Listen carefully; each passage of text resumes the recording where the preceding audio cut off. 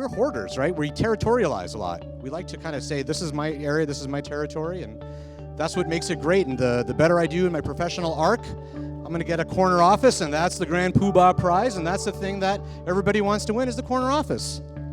So is that really where we want to be? Is that what we've really evolved to? That this is sort of what we're all working towards, is that because it signifies some level of success.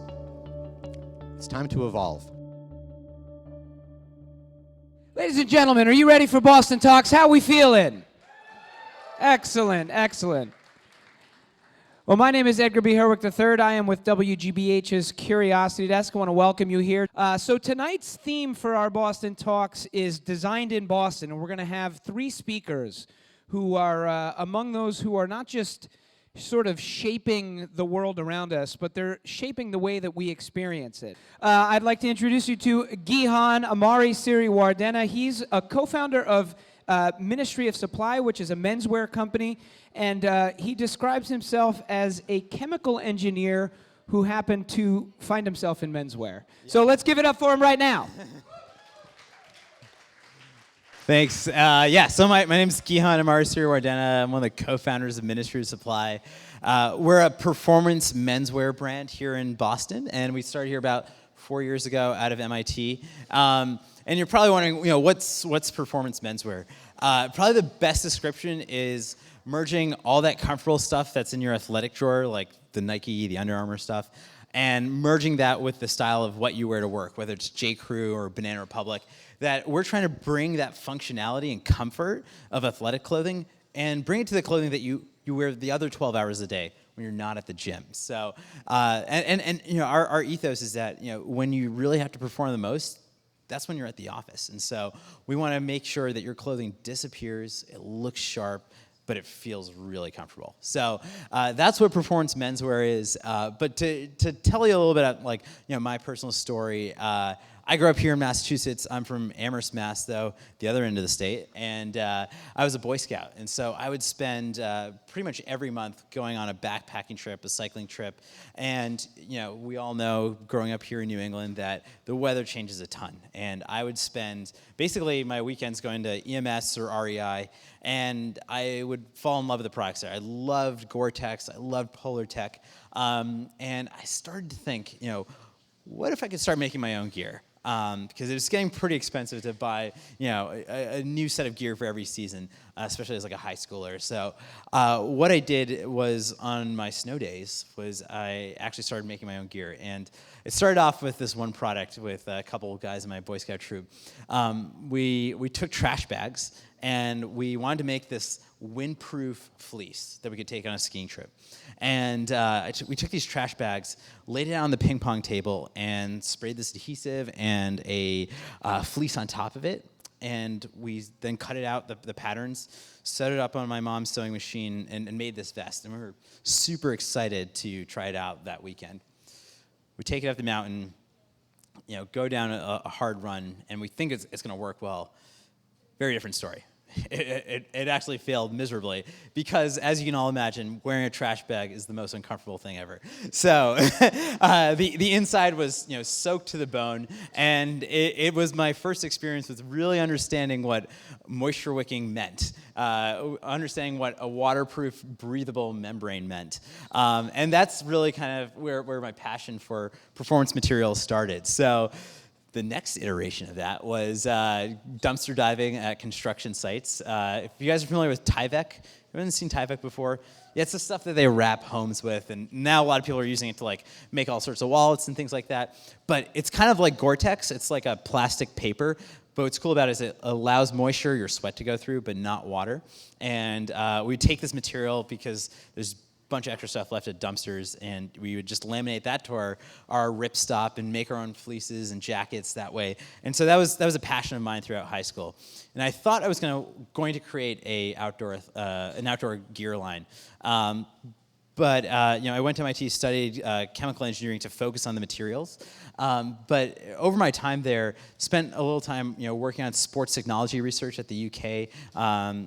It's a place where I was working with brands like New Balance, Under Armour, Lululemon, to actually bring engineering to the design of those garments. And it was really eye-opening that as an engineer, you could apply a lot of those principles to the improvement of apparel, especially for an athlete. And the difference there is, like, with an athlete, they have a goal in mind, that they have a performance goal, and that's the driving, it's a driving factor of the design of the garment.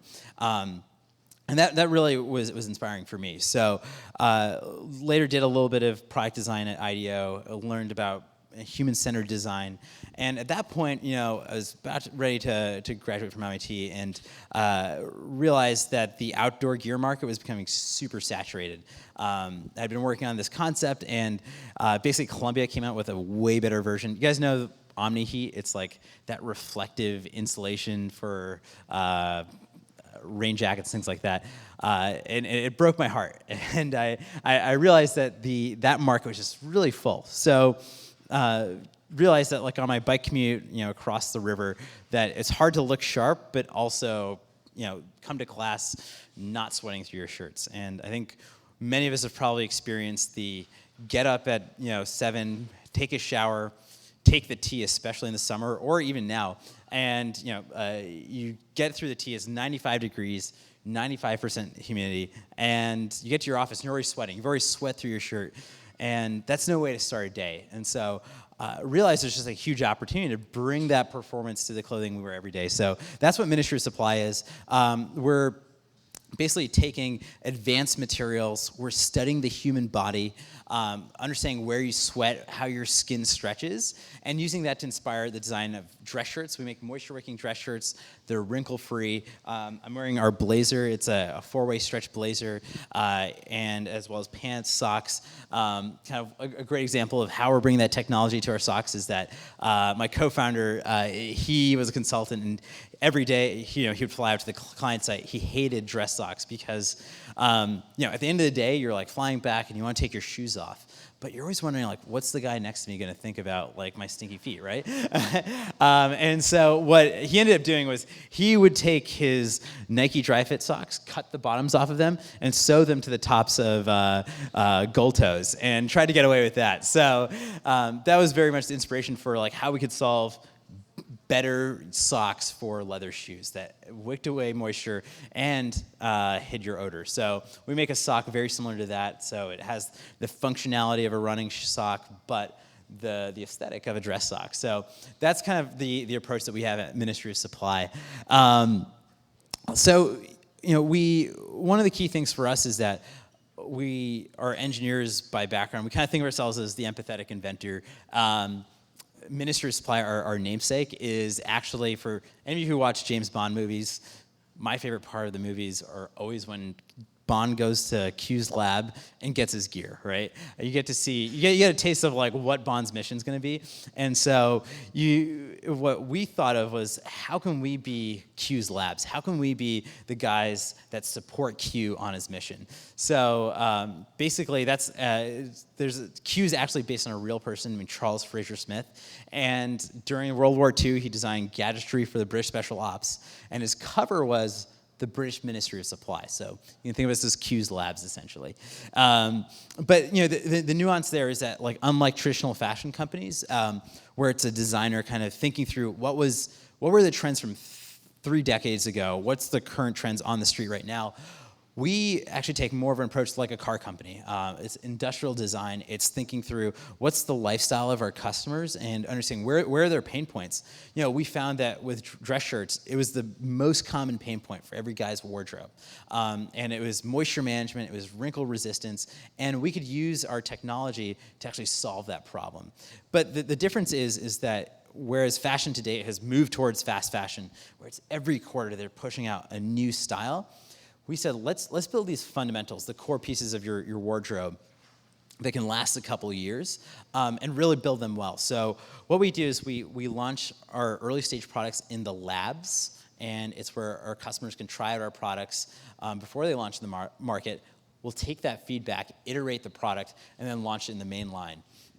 We think that this kind of closed loop feedback process is really important. So it's kind of a new approach to how can we take industrial design and bring it to fashion. So hopefully that kind of gives you an idea of how you can bring technology and kind of a more human-centered design process to the development of everyday clothing.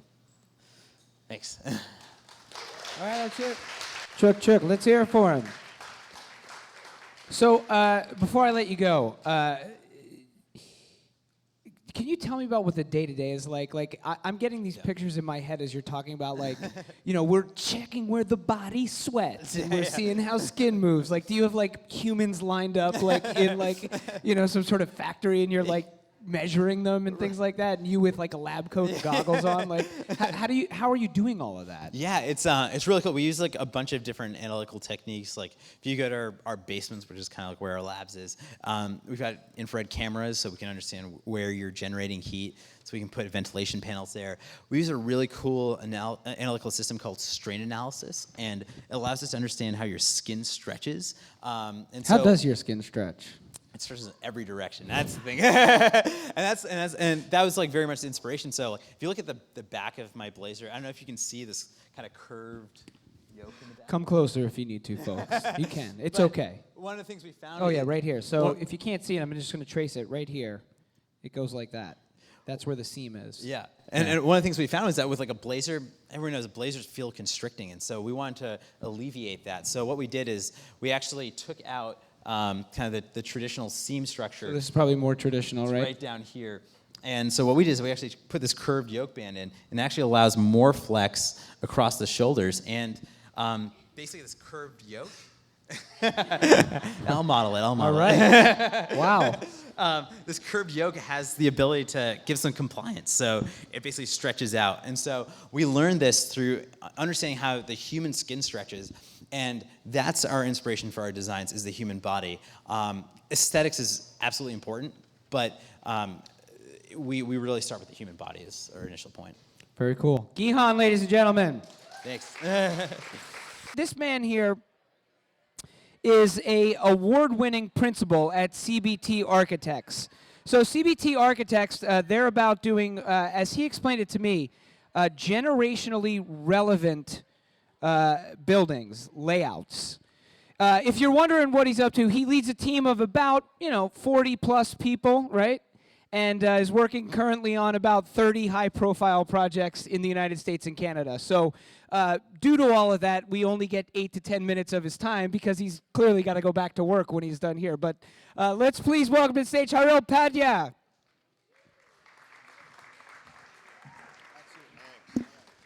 Oh, thank you very much. Thank you. I brought notes because I have 30 projects, as Edgar said. I know, I feel like I'm already hulking out of my jacket. Where's Gihan? I need to kind of, like, sweating, and it's horrendous. It's uncomfortable. It's very uncomfortable. I'm going to call you, like, right after this, man. It's horrendous. So let's do a quick show of hands, because this is always really interesting. How many people here in this room right now work in an office or in a cubicle? Almost everybody. Okay, that's awesome. The harder question, how many people like working in their office or cubicle? All right, we got like 10-ish, 15-ish. So we went from just about everybody working in one of those things to just about nobody liking working in one of those things. So here's what's going on. What if I were to tell you that in about 5 or 10 years, there will be no desks, there will be no cubicles, and there will be no offices? Now, applause. Applause is fantastic. I just had an engaging discussion right before I came up here, and it was like, what do you mean everything's going to be gone? Where am I going to put my stuff? Where am I going to put my stuff? Where do I put my kids' pictures and my dead plants and all the weirdo vacation shots that I've had that I just accumulates in the corner? Where does all that go? It goes where it is now. It goes on one of these, right? That's where it is now. So we're hoarders, right? We territorialize a lot. We like to kind of say, this is my area, this is my territory, and that's what makes it great. And the better I do in my professional arc, I'm going to get a corner office, and that's the Grand Poobah Prize, and that's the thing that everybody wants to win, is the corner office. So is that really where we want to be? Is that what we've really evolved to, that this is sort of what we're all working towards, because it signifies some level of success? It's time to evolve, and we're going to look at it in a couple of different ways, and we'll talk about it. And at the end of it, it's not going to really matter where you work. It'll matter how you work. So at CBT, a lot of what we do is we are, or at least my group especially, we're evolving buildings. We take a lot of the old product. Now we're in Boston, right? You look at Boston or San Francisco, Chicago, all those other cities. They have so much product of old buildings. We love old buildings, right? We love to find an old house and fix it up, or we love to work in one of those old mill buildings and make it contemporary. We love that stuff. It's great. It's in magazines. We love that kind of thing. But we want to find things that are these value-add buildings is what we do, is to sort of make them relevant, not only in the marketplace for the folks who own them and make them money and rent and all those great things, but those evolution components are what are the factors and attractors that keep the brightest and best employed in those spots, and we hire the best employees, and keeps the greatest tenants and the more technology tenants that are out there, and kind of bring them into things, because people believe that those types of tenants and folks are part of the evolution. So that's a lot of what we're doing, is we're looking at these buildings around in the city of Boston especially, and evolving them. So why is all that important, right? Because it's going to be about how we are working. So here's a story. When I was 15, I grew up with my uncle and my mom and my aunt, and it was just me, no siblings. And I remember him coming home one day, and he's like, "Hey, I got that promotion." Now he's a baby boomer, right? So he's like, "Hey, I got this promotion. And I got the corner office. I'm the VP of R&D, whatever it was. And I'm like, wow, that's fantastic. I'm like, I want that. That's the thing that that's what I've been ingrained to believe. I can go in the corner office. I can set up my little golfing thing. I can lock the door. I can be like, hey, hold all my calls. This is great. It's fantastic. Yeah, if you like working by yourself, which is not how we work today, right? For us, we're all about the two words that I love, the biggest F word and the biggest C word: collaboration and flexibility, right? And that's what everybody wants. I want to collaborate. Everyone thinks that that's like the big, that's the end all be all. They want to collaborate. We're doing that now. We're actually technically collaborating right now, which is kind of nice. We're sharing thoughts. We're sharing ideas. We're in a room, whether this is a conference room or not. But we're collaborating. But that's how we've evolved to be. And I think if you look at it in a few ways, if you look at the evolution of workplace a little bit. If you go back in the 50s and 60s, everyone had like these little teeny tiny desks. Right, and they're all those steel desks with the fake wood top, and they all were a little bit far apart from each other. And it's like, you talk to your secretary and take a memo and send it off to John, and John's going to read the memo, and he'll write a memo back from his secretary and write back to you, and that's how we communicated. And then we started evolving a little bit, and technology showed up, untethered us from sitting at a giant Pentium 60 computer or whatever we had in those days, and untethered us. We got to have BlackBerries and home offices, and we're working in coffee shops, and we're starting to get more mobile. We're starting to get more flexible because we wanted to sort of have that latitude and ability to move around. That changes how you work, right? Because you're not just sitting at a desk relying on someone else, talking to someone else to get your message across so that they can deliver it. You're doing it yourself, and you can take it anywhere you want to go. What about the house? Everyone loves. I remember I'm an architect, and when I was in my early years of my profession, I would did a lot of residential design, and everybody wanted the open floor plan, right? Yeah, big open floor plan. Well, after World War II, when we're building all these homes, track homes and everything, all these little compartments, shoeboxes. There was room for every purpose and a purpose for every room, right? You had like the den, the game room, the pantry, the butler's pantry. You had all these little purposes in these rooms. But then in the 70s and 80s. Came the great room phenomenon. Everybody wanted a great room. Why do you think that was? Everybody wanted a place in the middle of their house where they can just gather and hang out. They don't have to don't touch the living room furniture. It's covered in plastic. Don't go there. Can't touch it. It's the museum. We charge admission. Right? So everybody wanted the great room. You played your video games when you were a kid. That's what you wanted to be. The big TV was there. You started eating dinner there. And that sense of how we live is starting to translate into where we work. Right? Everyone's heard that sort of term, live, work, play, because everybody wants to do those things where they work. It's part of attracting the tenants. It's part of attracting the demographic. And when you're doing that, the spaces have to evolve. But we have to get a little bit beyond that, right? So when we look at the generations of who's working, we look at the baby boomers, we look at the Gen Xers, that's me, we look at the millennials, and what comes after. So if you look at the baby boomer, I like to call this the sort of the who, why, where, and how generations in order. So the who generation, if you look at the baby boomers, it's the who. Who works? The man worked. The man worked. That's why you had the mahogany corner offices. That's why you had the stuff that, it was just stogie, corner, stodgy stuff. And then you got to the Gen X generation. It was sort of the why. Why aren't we all working? Why isn't everybody working? We have to have 2 working parents, right? So the workplace has to evolve a little bit. Because when you're a baby boomer in those days, it was like, you worked for your gold watch, your pension plan, that kind of thing. And as a Gen X, I'm not even going to get Social Security, so it doesn't really matter. So what am I working for? Why am I working? Then you got our friends the millennials that are here right now, right? And we treat them like the British. The millennials are coming. The millennials are coming. My God, what are we going to do? To arms. They're here. So they're not coming. They are here, right? They're not the future. They're the present. They've actually taken the entire method of how we work and have shifted it and tilted it on its head. And that's why you have ping pong tables and bars and baristas where you work now. And you have all this weirdo stuff that, if you're older than a millennial, you're like, what the heck's going on right now? Like I'm at fun and games or something. Like, this is nuts. But, what we're missing is the essential fundamental shift, which is how they work. Those things are not distractions. Those are part of how they work. And you have to think about it. You have to free yourself a little bit from that. And then you have to look at, so millennials, which are what I'm calling the where generation, they put the whole catch on, you can work anywhere, right? And then you look at the Zs, which are the next one. And the Zs are all about how. So I have a couple of kids, and they love the game Minecraft. Minecraft is all about, collaborative, co-working, crowdsourcing. Let's make decisions together, versus when I was a kid and I played Pac-Man, it was me against a machine, high score, that kind of thing. So the generations are changing, and what's the biggest shift is how they work. You look at groups like WeWork. You look at these types of companies that are just all about symbiotic collaboration, exchange of ideas. It doesn't matter where the best idea comes from, as long as we try to find a way to implement it. And that's where these spaces are evolving. Because whether you have a giant conference table or a bar or a coffee place or whatever, and where you work, your best work is not going to come from the space you're in. Your best work is going to come from how do you work in the space that you have. Thanks.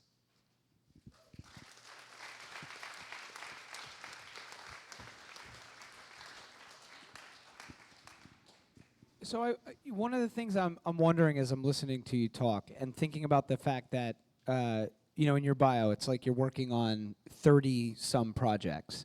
When you get onto a project, the point you get onto it, is the person that you're working for already sold on these concepts that you're talking about? No. Okay. So what kind of resistance do you see, and how strong is it? Do you see certain patterns in why or who is resisting? Real estate's is very enigmatic in that way, because it's one of those things is if somebody's doing something and it's working, everyone else is going to do the same thing. They don't always necessarily do it better. Maybe they'll try to do it a little bit differently, but in essence, it's all the same. So there's a fair amount of boxes that have to check. Do I got a cool new fitness center? Yep. Do I have a cool new cafe? Yep. Do I have a cool new something? Yep. And then you're as good as the next guy, essentially. So they've bought into the notion that I have to be, if I'm going to be competitive, that I have to have at least those things. The question is, what are your differentiators? And what are you willing to do and take the risk on to be different, right? And I think that's how you sort of become, gain that edge. So we try to analyze and say, here's your competitive set. Here's what everyone else is sort of doing. Where do you want to be in that competitive set? Because sometimes to them, it's just about making an extra couple of bucks a foot. It's really not a lot. So it's they don't come into it with saying like, oh my God, what's the coolest thing ever that I can put there? They're like, and you're like, yes, blank slate. Yes, come on Here's in. all my dreams Yes. in your building. Right. Where's the blank check? Right. But it's definitely about creating that differentiator, and I think that's what they look for more than anything else. And what do you see when how far down the road do you look? I mean, one of the things you were talking about is this idea of generational, the idea that when you build a space, you want it to be able to exist and live over time. And yet I listened to you give your talk, and you're like, in the 60s we did this, in the 70s we did that, in the 90s they did that. Like, it becomes old pretty quick. So how do you create a building or a space that somehow is going to span through that time in a way that some of these other places have not? Yeah, and that's a great question. I think I was just talking to somebody about this as well in the room, and people designed buildings in the 60s, 50s, 80s, 70s, whatever, for that time, for that use, for that purpose. And because it's either what the client wanted or what the market demanded or whatever it was, and those were the reasons. And we look at things now, and that was sort of one of the first things that I was talking about is how do you create flexibility? How do you future-proof something? right? That's really, really a big challenge because it has to be able to be deconstructed quickly and reconstructed equally quickly to adapt to market changes, to adapt to generational changes, user changes. You know, people nowadays, whether you're in an urban office or in a suburban office, they want lifestyle. They don't necessarily think a game room or a gym is enough, right? They want everything so close by that the user experience, which I'm sure Bill's going to talk about, is just absolutely paramount. Really quick before I let you go, what place, what city just has the coolest spaces that you've seen? Oh my God, I'm just in love with San Francisco. I was talking to a bunch of people recently about San Francisco in the room, and it's such a great model. And you know, everything either fashion and art and design either comes from Europe or San Francisco these days, and it's amazing. And Boston gets to benefit because we get all these really cool days, and like, we should do this here, we should do this here. I'm working on a project right now, just as an example, that there's nothing like that here, really, in the Northeast, but there's like 6 of those in San Francisco because it works really well. And they take these great factory mill buildings and they convert it into really cool tech office, you know, buildings. And they're like, well, it's underperforming.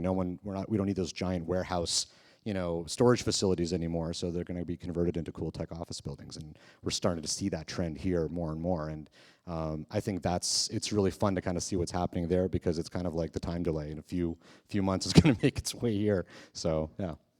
Haril Pandya. Thanks. This is Dr. Bill Gribbons. Dr. Bill has brought some incredible visual aids with him. He's with Bentley University, but as he was saying to me, not only is he a legend on the campus of Bentley University, but his fingers stretch across the world as he's working with students. He's been there for years and years, and interestingly, he basically, while we've been talking with folks who essentially design things, Dr. Bill Gribbons works on designing experiences. So let's hear for him, Dr. Bill Gribbons. Thank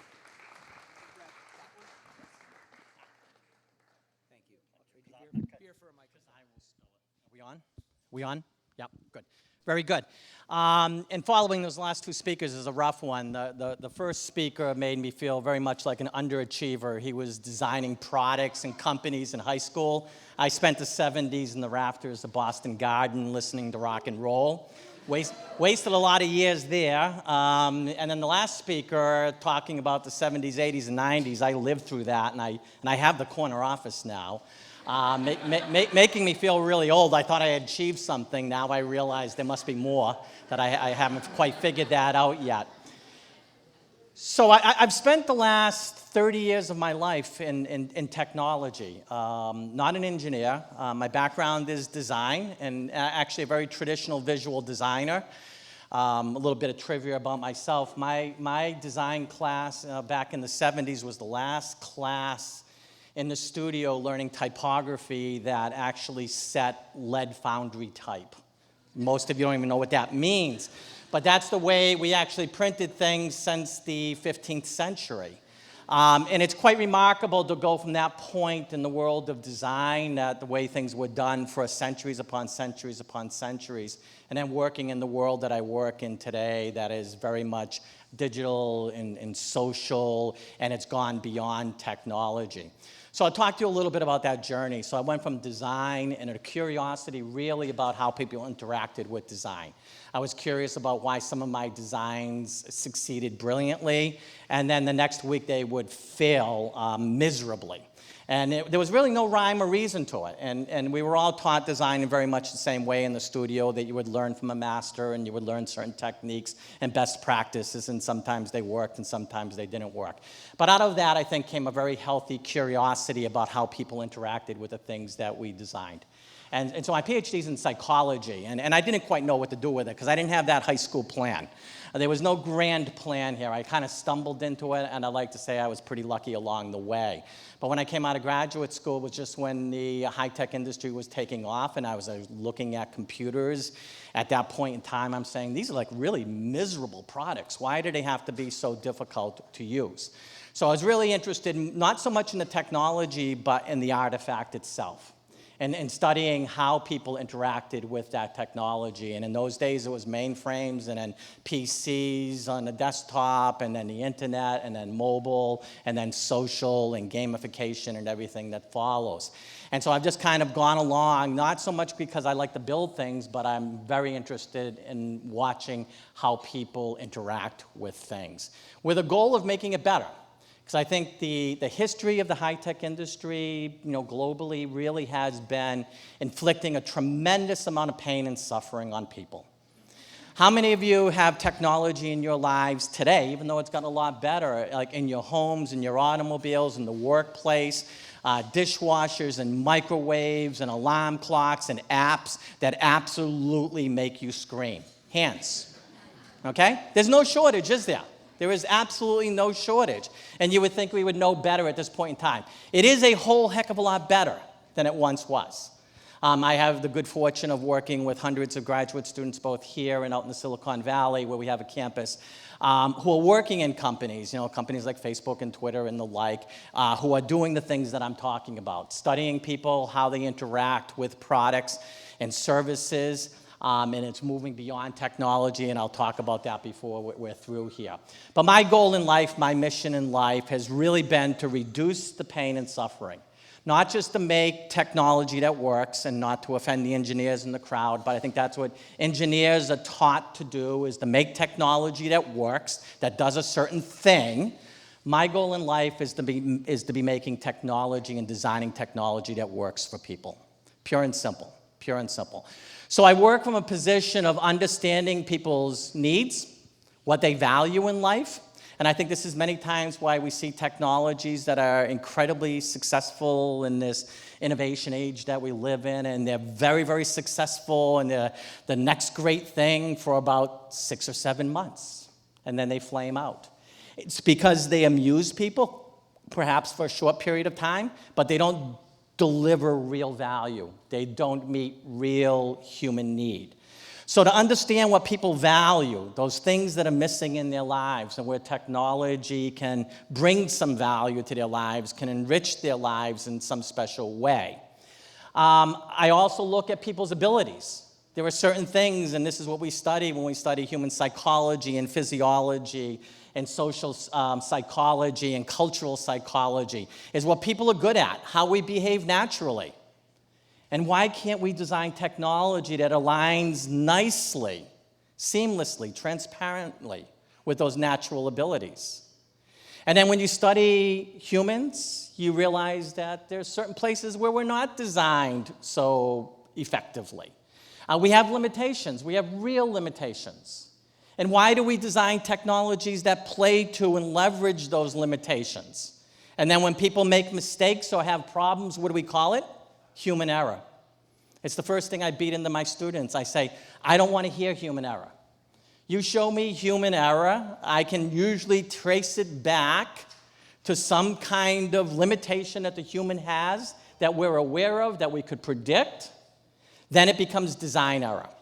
If we can be aware of that, if we can understand that, if we can predict it, it's your responsibility as a designer to make that accommodation in the design. So what we value, play to our strengths, minimize our limitations, and when we can't minimize the limitations, we can't always do that, then we need to build intelligence into the technology, and we have the capability of doing that. We have the ability to augment through, wonderful technology that we have today to make the technology better and to kind of shore up those weaknesses. Now, again, I've spent most of my life in the world of technology. In the last 5 years, I think what's been so exciting and which keeps me going is that we've gone way beyond technology. We're talking about the design of services. A lot of my students work in retail. The whole retail business is going to be disrupted in the next 10 years. Every major retailer right now is just panicking about what the shopping experience is going to look like in the year 2020. It's not going to be this kind of mismatch that we have today of mobile and brick and desktop and so on and so forth. And they're thinking about what that shopping experience is going to look like. Healthcare. The places, I was so happy to hear about, the notion of architecture. I remember when the first architecture students showed up in my program. And they were interested in the experiences that we have in the places we work, hospitals, schools, museums, public places. Why are they so miserable? Why can't we find our way about? Why doesn't it align with what we want to do? Okay? It's simply because the human hasn't been taken into consideration. So again, it really is, and I end at this point in time by saying it really is this notion of what I like to call informed design. Okay, understanding the people that we're designing for, and it really applies to anything that we design and create today. Thank you. Okay. You weren't ready. What's that? You weren't ready. I wasn't ready. No, you weren't ready. I wasn't No. ready. I wasn't ready. That was human error. That one was human error. So my first question is, what do we have to do to get you to consult with the Registry of Motor Vehicles so we can improve that user experience? Yeah, no, really, and I think we talk about this a lot. Not just the registry, but all of government. Again, we talk about e-health, we talk about e-government, but we're doing a very poor job of designing the experience. I mean, you look at the disaster around the Affordable, Care Act and the portals and all of that. Now, some of it was systems problems, but the experience that people had when they went to those sites was absolutely miserable. They weren't thinking about the diversity of the human population. Yeah, and in your experience, I mean, you've worked with probably, countless companies over decades. Yep.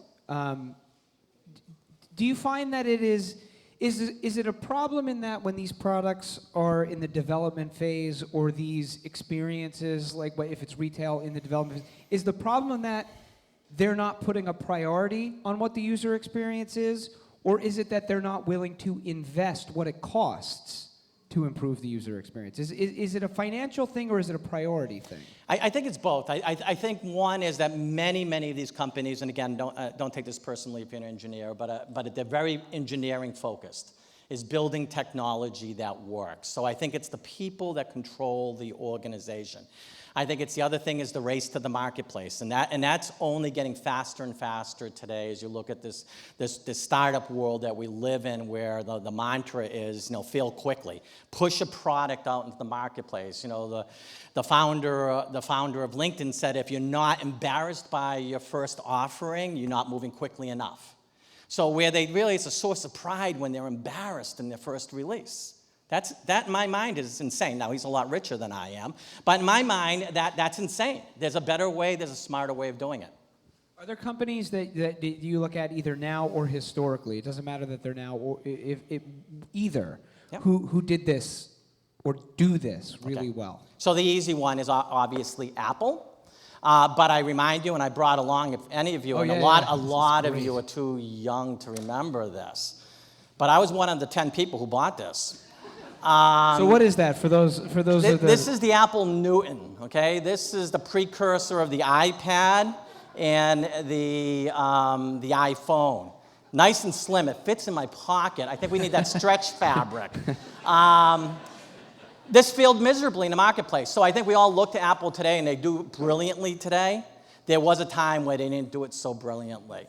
But I think Apple does it nicely. Amazon is, as much as we like to hate Amazon, they put a lot of time and effort and resources into doing this. And as much as we curse them as a company and some of the things they do, their user experience is flawless. It really is. They do a nice job with it. Ladies and gentlemen, let's hear it for Bill Gribbons. I was listening to you guys all talk, and when we put these talks together, we talk about what's the subject we want to cover. Once we decide on that, we think about what are some different angles or spins on this particular topic. What are ways we can sort of approach it so we can have speakers who are coming at it in different ways. And with this one tonight, more than any of the other Boston Talks that we've done, I sort of see that it felt to me like what you guys are talking about is like on this path of convergence, like the theory of everything, right? Like as if every aspect of design is headed in a direct course for some center where they're all going to smash into each other. I just want to get your am I on the money with that? Stop. I think one of the interesting things that like you probably heard kind of across our discussions was this idea of lifestyle-driven design. It's like understanding how is lifestyle changing and how can we build products around that and acknowledging that those are changing. So like for us, we do target millennials. The millennials are coming, but it's we realize that our generation is looking for like work-life integration, and so once you like acknowledge that lifestyle shift, the behavioral shift, that's ultimately what drives the design. It's not about aesthetic. It's not about the technology limitations. It's about what are those behavioral changes that are happening, across generations too. Yeah, it's interesting that when we look at design, or when we buy clothes, or when we want the user experience, and maybe I'm sort of further out on the limb on this one, but I feel like we spent so many years designing for the individuality of the person and less on the commonality of the person, which means, in one way you look at it, yes, we're all different. We all like and don't like different things, which is totally fine. But at the base level, we all sweat, right? We all like enjoy certain user experiences that make us happy, or use products in a way that is sort of common. That's why Apple does so amazingly. And we all want to be in space that's going to essentially be conducive to being the most creative, the most productive, and those are the things that we enjoy. So I mean, it's goofy when you think of some of these companies that in their suburban office parks, for example, have like a fireplace, or they're going to have a bocce court, or they're going to have stuff. And it's not saying that that's weird or it's out there, but there's that notion that we all sort of are innately linked. So it's designing now. The pendulum is moving a little bit to thinking about our commonality and not necessarily our individuality. So I don't know how you feel about Benetton from that perspective, but. Very good. First of all, I want to go on the record that I'd be happy to wear your clothes in the corner office, okay? But I do believe you're on something. I think this has been a real problem in the design field, is that we've been very siloed. We have architectural design, we have industrial design, we have visual design, we have game design, without looking to see that at some basic, and I use the word primitive, because really that's what we're really talking about. Your really basic primitive human needs. At some basic primitive need level, all design is the same. I'll be honest with you, I hadn't thought about how fashion fits into that. Yeah. All the time I spend thinking about this. I have a student in the program starting this fall, urban planning. Right. And he's talking about the experience that people have in the cities that we build. So it really is. It's really becoming everything. Is there a place for aesthetics anymore? Does aesthetics matter at all? It's a very important part of it, because part of the human experience is the emotional experience. In fact, it's probably one of the driving forces is the emotional side of the brain. And aesthetics is a very critical part of that emotional experience, yeah. Yeah, I think it's, aesthetics is a big thing, because it still has to pass your sort of primal sniff test. Right, you have to kind of get to them like, do I like it? Does it look good? Does it look good on me? That's the first thing before it's like, holy crap! It also wicks sweat and it does all this great stuff, and that's great. I think at the end of the day, the aesthetics are still a primal component. I love that like phrasing, like kind of primal design, which is that like our lizard brain can absorb so much more than we can rationalize, and like as much as we can try to add features, there's at the end of the day one singular thing that's going to resonate with people, and that's like what you're seeing with design now is that people are differentiating, but differentiating along like one single value. So like we talk about Uber. Uber is all about convenience. There's nothing else that they do other than you push a button, a car's there, right? And so it's understanding that kind of like one emotional thing that resonates with people and kind of building around that experience. So are people any more the same than they used to be, or are we just figuring this out? Or is this a function somehow? I mean, is it a function of the economics? You guys are talking about like designing for the commonality, the lizard brain. You're talking about what are the things that everybody has in common, right? So I can see if I'm in a business, there's a certain advantage to that, because I say if I can tap into the thing that everybody needs, then everybody's going to want my product. Yeah. Or, are people somehow becoming more the same? We talk, you have people who talk about the flattened world and technology that gives people the access to the way other people are we becoming more the same, or are we just tapping into it in a different way? I'll just quickly, I think it was almost one of the two things that I said earlier, which is, F&C, collaborative and flexibility. So everybody wants like the big, arena where they can be collaborative, but they want the flexibility so they can individualize. And that's a really, it's funny to think of it that way, because you kind of want the best of both, and it's hard to kind of design for everything. And you can. So, a lot of the companies that don't last very long design for the lowest common factor, and they sort of fall off the face of the earth.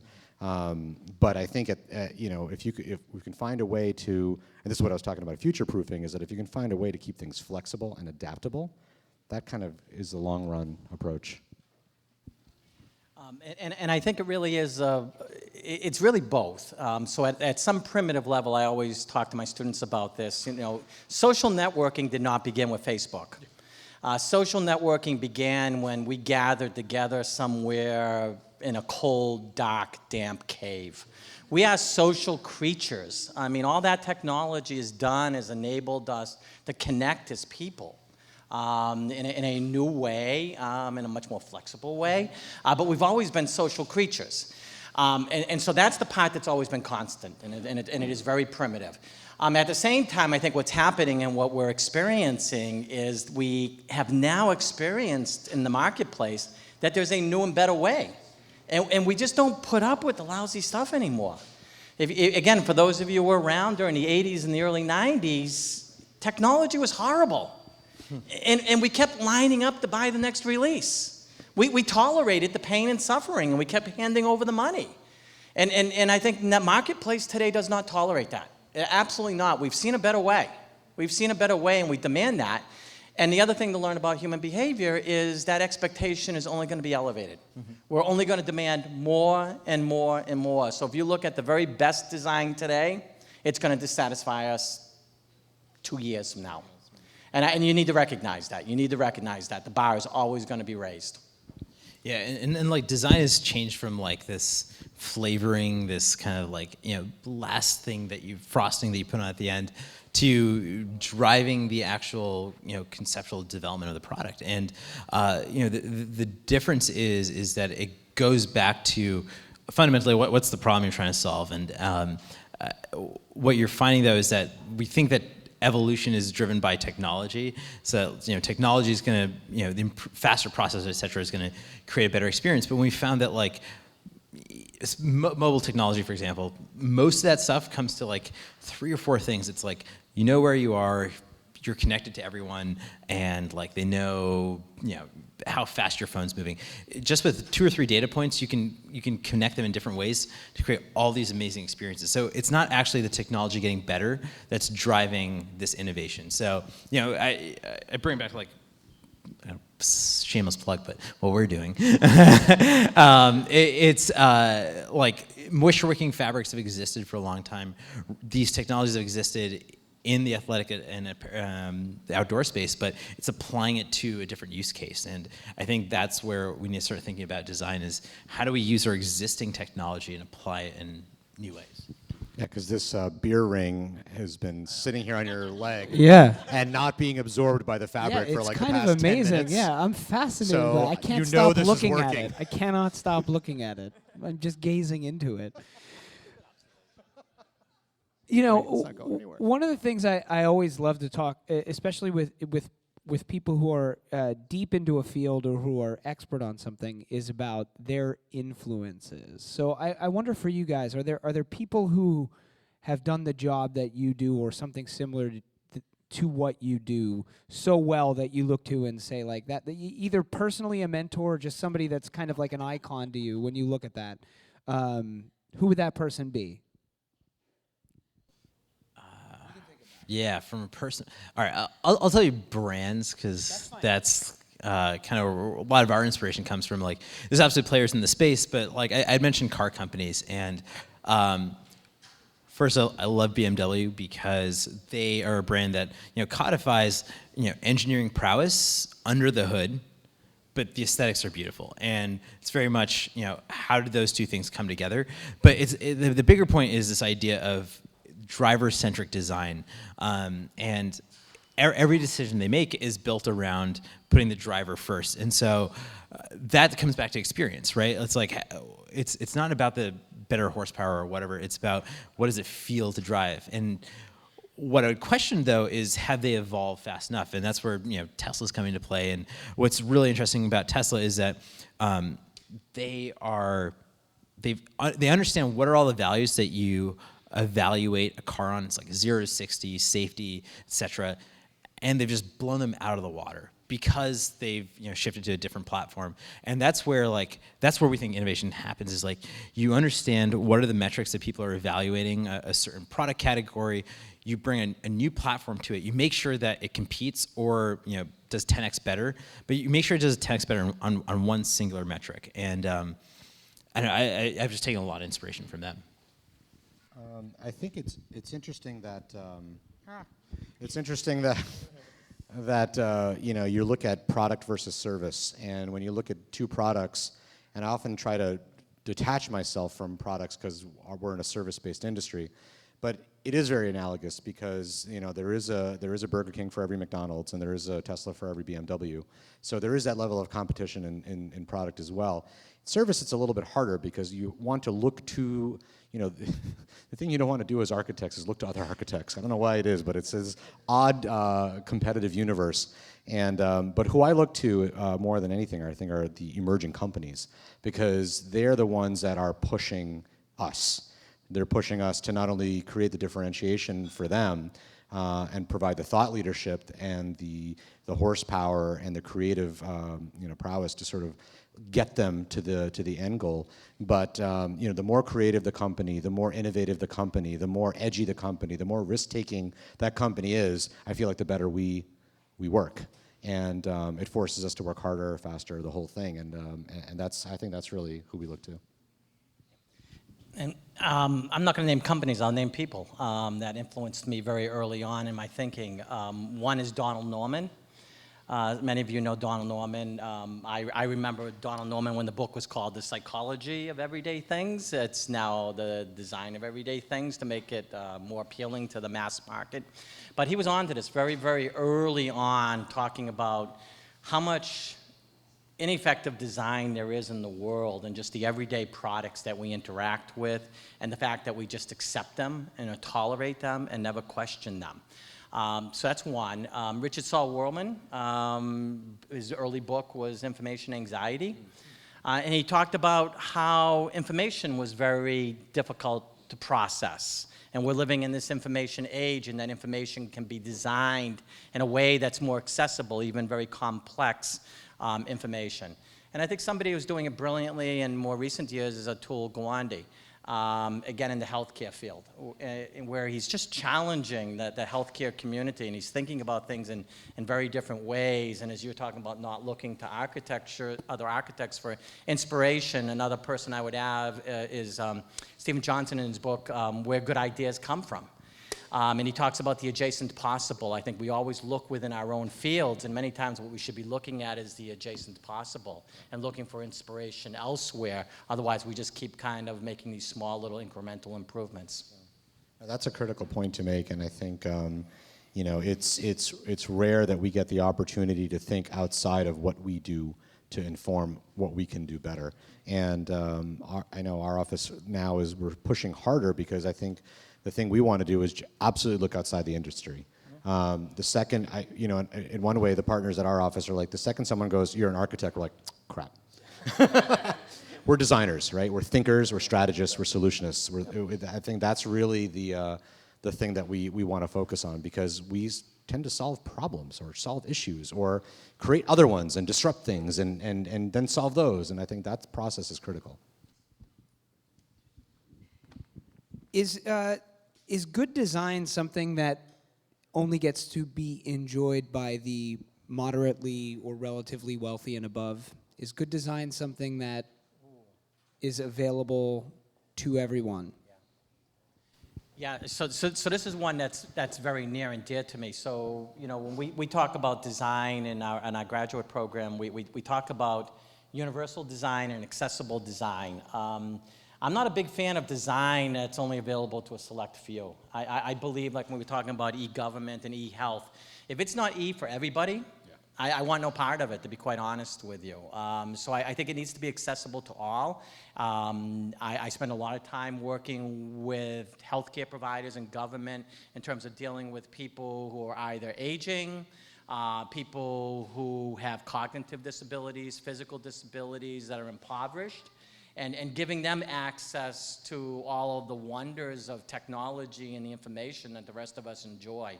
And I think we should all practice that. I think it needs to work for everybody, or it shouldn't work for anybody. Yeah, thoughts from you guys on that? Yeah, and what's interesting is the design cost is sometimes a very small component of the actual final cost of the product. And so when you think of for a company to invest, you might as well invest in, even if you're, IKEA is a great example, right? It's like, in many ways, they've democratized design for the masses, and they figured out how can you create this clean, modern aesthetic, while the products themselves are designed for a very transient lifestyle, but they don't travel themselves well. It's an example of they know who they're designing for, and they do it really well. And the design doesn't always have to be a premium, and I think that's one of the connotations that it's had, is it's a way to create a value add for a product. We like to draw kind of this map of if you've got mass market products, you've got premium products over here. This is cost, this is quality. You've got a linear relationship, hopefully, between mass market and premium. And there's luxury goods all the way over here. You're paying a ton of money. You're getting a marginal increase in quality, and that's kind of where you want to find out. It's how can you make sure that the quality is strictly what you expect and what you actually get when you pay for something. So how can that maintain a linear relationship instead of using that increase in quality to drive a much bigger difference in price? So, yeah. Yeah, luckily for me, it's subjective, and I think in the it's in the eye of the beholder a little bit, and we're governed. Luckily, also we're governed by a few things like codes and standards and things like that enforce and require a sense of universal design, accessibility, and that's all great. And I think all those things are the right things, because it makes everything's available to everyone, which is, I think, definitely the right way to go. And then I still believe that there is that notion that people can kind of smell the fact that it's not a high quality thing or whatever. And I think we've all just grown accustomed to the fact that we have greater access because of technology. So it's why you might be on Orbitz versus Google Flights, and you just the UX of one versus the other, and you're looking for that quality. And there's subtle shifts and changes in your behavior that sort of mandate what you're going to use. But I use Google over Bing. I mean, there's just all those little things because you want that differential. Great. All right, let's hear it for all of our speakers one more time. Thank you, gentlemen. It's kind of like a friend that you can rely on. It knows what you need. It's there for you. It's not buying something as I buy on the internet and it arrives. I'm like, oh, that's not quite right. Let me buy another one and put this one on a shelf. It's there for you. So products that understand the world.